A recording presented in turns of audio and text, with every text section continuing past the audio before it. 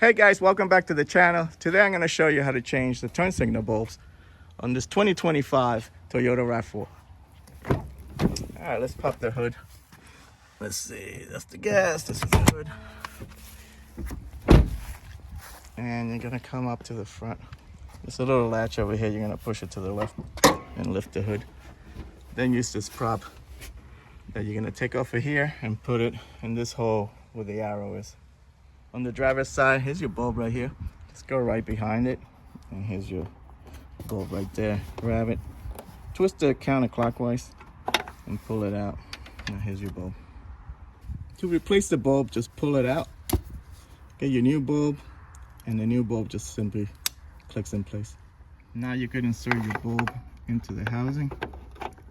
Twist it around until it's fully seated, like that.